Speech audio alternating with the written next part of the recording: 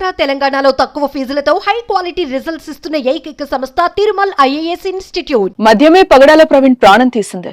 మద్యం మత్తులో బండి నడిపి ప్రమాదానికి గురై ప్రాణాలు కోల్పోయారు. హైదరాబాద్ టు కొంతమూరు మధ్యలో మొత్తం 3 సార్లు మద్యం కొనుగోలు చేశారు.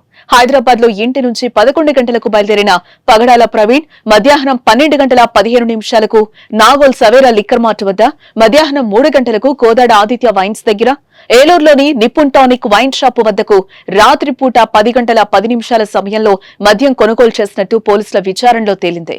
దానికి సంబంధించిన సాక్ష్యాలను కూడా సేకరించారు.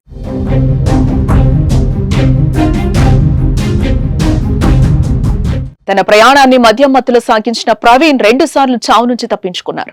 జగ్గయ్యపేట వద్ద రోడ్పై లారీని ఓవర్టేక్ చేస్తూ రోడ్డుపై పడిపోయారు. కానీ పెద్దగా గాయాలైతే కాలేదు. మళ్లీ తేరుకుని ప్రయాణం మొదలుపెట్టి కీసర గ్రామం వద్ద రోడ్డు పక్కన మరోసారి పడిపోయారు. ఇలా 2 సార్లు పగడాల ప్రవీణ్ పడిపోయినా జాగ్రత్త పడలేదు. మళ్లీ విజయవాడలో మరోసారి నీరసానికి గురైన 3 గంటల విరామం అనంతరం తేరుకుని మరోసారి ఏలూరులో మద్యం తీసుకుని ప్రయాణం మొదలుపెట్టారు. చివరికి రాత్రి 11 గంటల 42 నిమిషాల సమయంలో కొంతమూరు వద్ద జరిగిన ప్రమాదంలో మాత్రం చావు నుంచి పగడాల ప్రవీణ్ తప్పించుకోలేకపోయారు.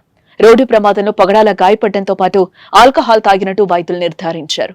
ఇదే విషయాన్ని ఐజీ కూడా శనివారం నిర్వహించిన ప్రెస్ మీట్ లో వెల్లడించారు. 2 సార్లు ప్రమాదం జరిగిన తర్వాత పగడాల జాగ్రత్త పడితే ప్రాణం నిలిచేది.